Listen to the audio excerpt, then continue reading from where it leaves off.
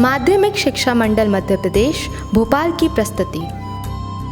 जय हिंद बच्चों, आज हम कक्षा 11वीं के भौतिक विज्ञान अर्थात फिजिक्स के 5th चैप्टर अध्याय 5 का अध्ययन करेंगे। इस अध्याय में हम पढ़ेंगे अरस्तु की भ्रामकता, जड़त्व का नियम, न्यूटन की गति का प्रथम नियम, न्यूटन की गति का द्वितीय नियम, न्यूटन की गति का तृतीय नियम, संवेग संरक्षण, किसी कण की साम्यावस्था, यांत्रिकी के सामान्य बल, वृत्तीय गति और इनका अभ्यास प्रश्न। विस्थापन, वेग, त्वरण का अध्ययन किया था, जिसमें हमने एक समान वेग एवं असमान वेग को समझा था। एक समान वेग अर्थात समान समय में समान दूरी या विस्थापन होना, इसमें त्वरण शून्य होता है।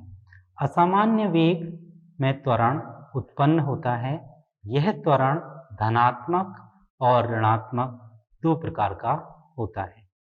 सामान्यतः जब हम अपने वाहन अर्थात व्हीकल से एक स्थान से दूसरे स्थान तक जाते हैं तो एक समान वेग से नहीं चल पाते हैं। कहीं पर हमें वेग कम करना पड़ता है, कहीं पर हमें वेग ज़्यादा करना पड़ता है।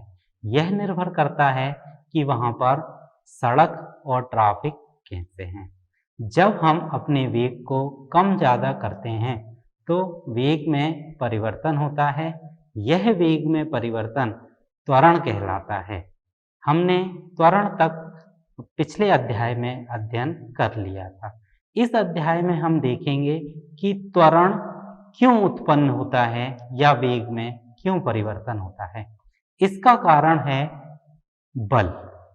त्वरण उत्पन्न करने के लिए हमें बाह्य बल की आवश्यकता होती है। धक्का या खिंचाव है जो किसी वस्तु की विराम अवस्था में या गत्य अवस्था में या गति की दिशा में या वस्तु के आकार में परिवर्तन कर देता है या परिवर्तन करने का प्रयास करता है। विराम अवस्था की वस्तु को गत्य अवस्था में ला देता है। जैसे मैदान में रखी गेंद को मारा जाता है तो वह मैदान में लुढ़कने लगती है।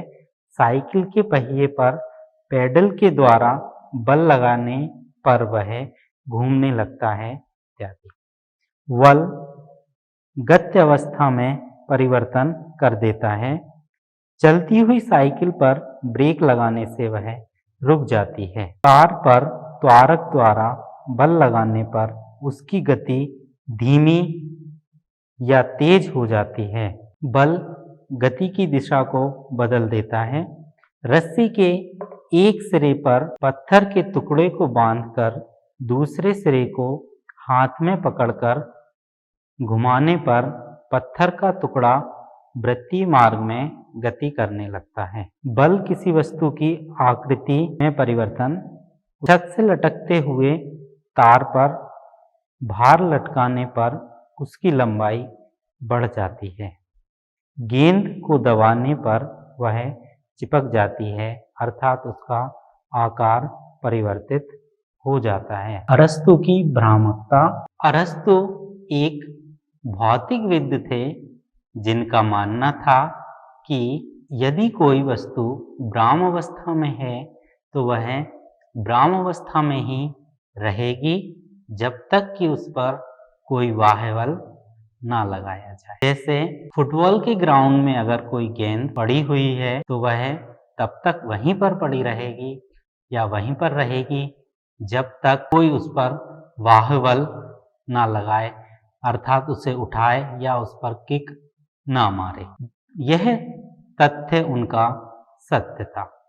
दूसरा तथ्य उनका था कि किसी वस्तु को गतिशील रखने के लिए बाह्य बल की आवश्यकता होती है। इस कथन पर बहुत से भौतिकविदों ने विचार किया। गैलीलियो ने इसमें अपने प्रयोगों से यह सिद्ध किया कि यदि कोई वस्तु गतिशील है तो वह गतिशील ही रहेगी जब तक उस पर कोई बाह्य बल ना लगाया जाए।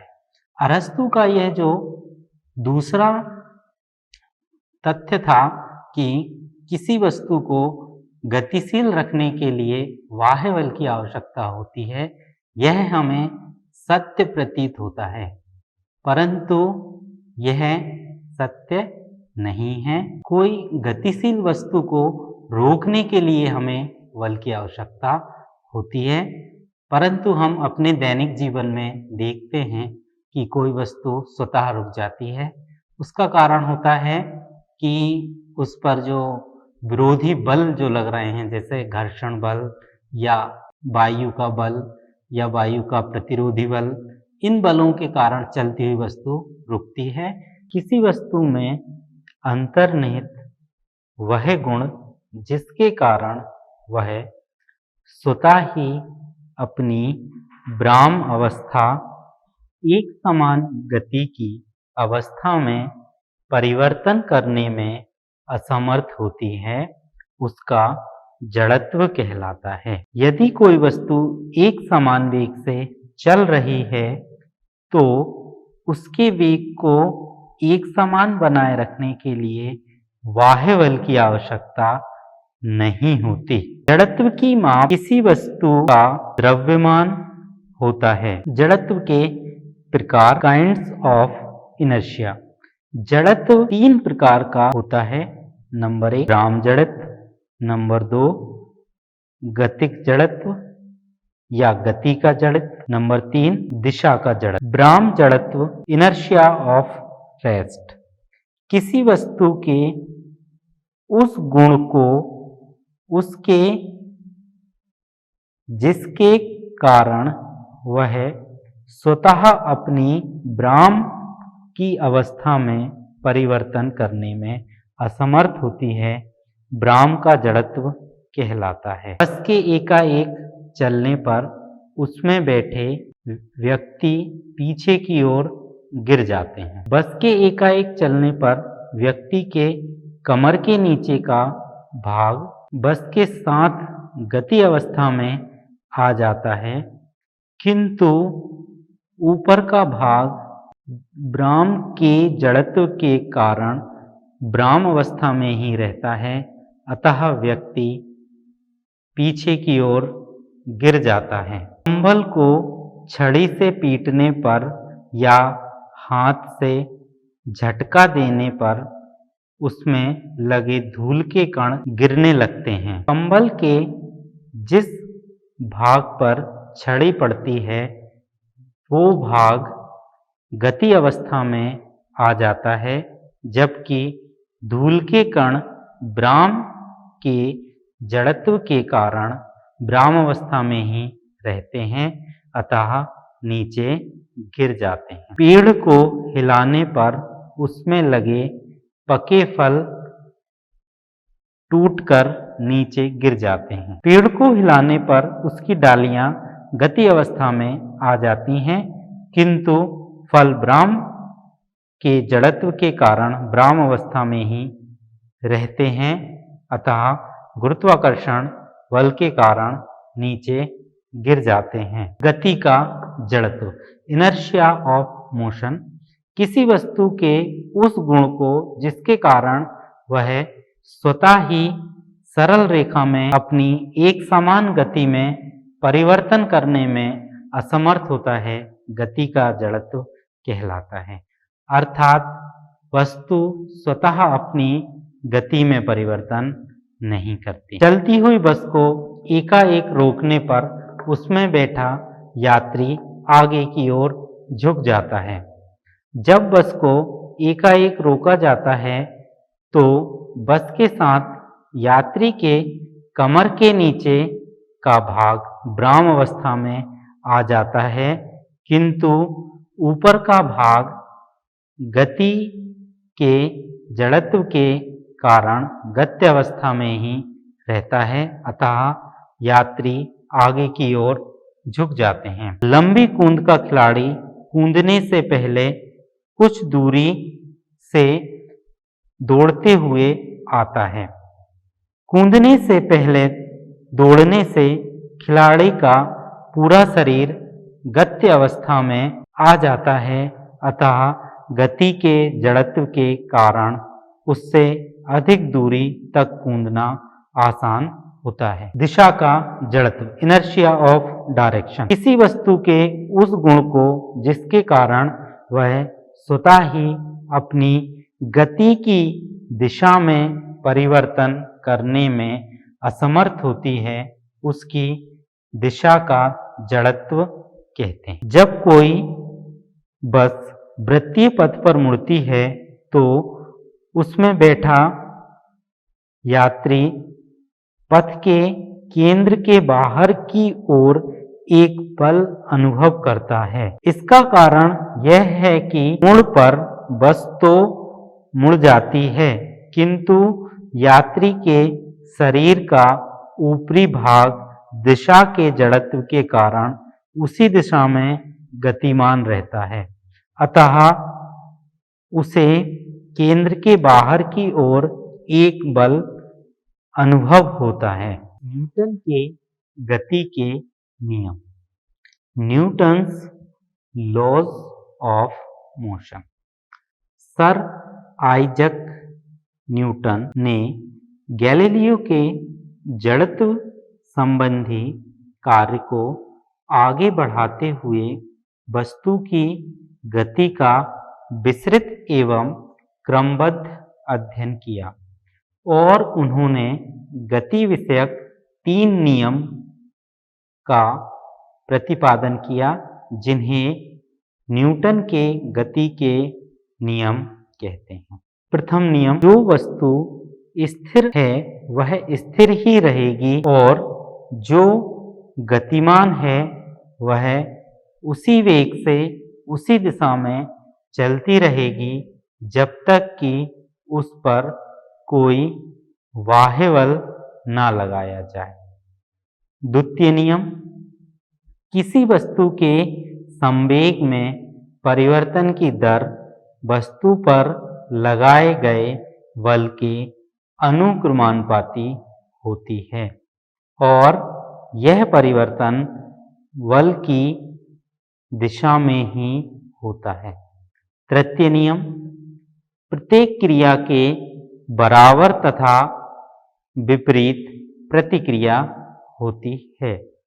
न्यूटन की गति का प्रथम नियम, जो वस्तु स्थिर अवस्था में है वह स्थिर ही रहेगी और जो वस्तु गतिमान है वह उसी वेग से उसी दिशा में चलती रहेगी जब तक उस पर कोई बाह्य बल ना लगाया जाए। पहला भाग ब्राह्म के जड़त्व से संबंधित है।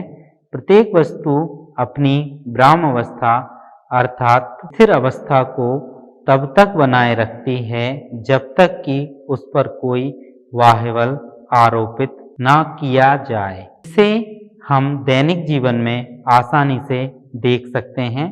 किसी कमरे में रखी हुई वस्तुएं जैसे कुर्सी, मेज, अलमारियां इत्यादि उसी कमरे में अपने स्थान पर ही रहेंगे जब तक कोई व्यक्ति अर्थात बाह्य बल उन्हें ना हटाए। न्यूटन का गति का प्रथम नियम जड़त्व को परिभाषित करता है।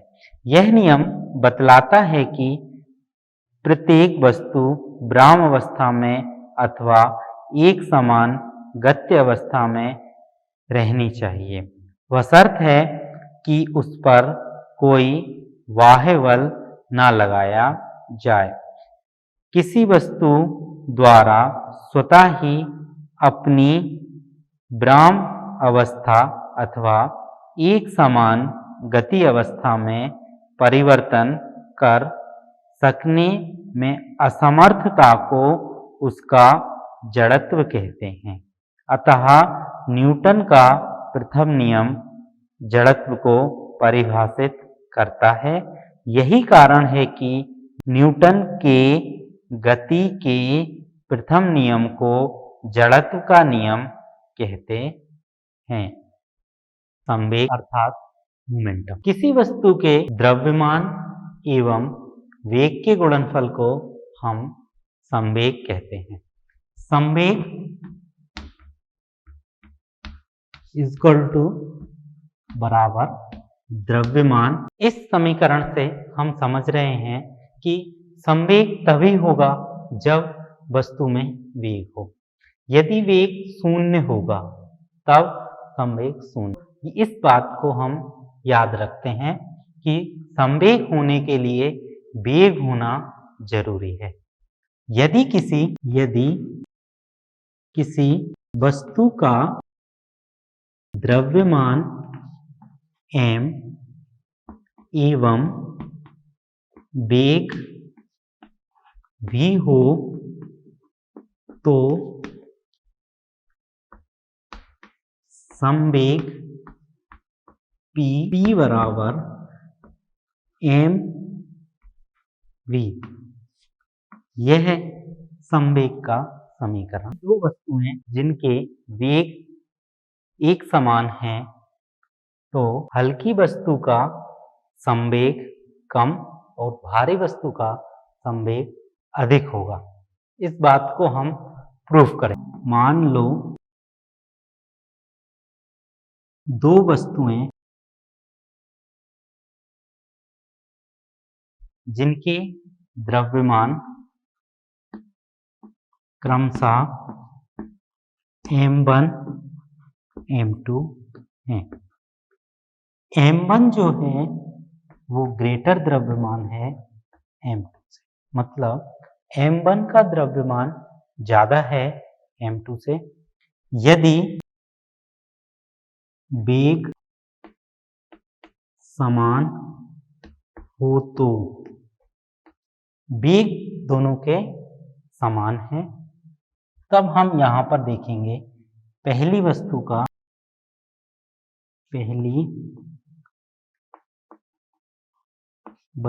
का संवेग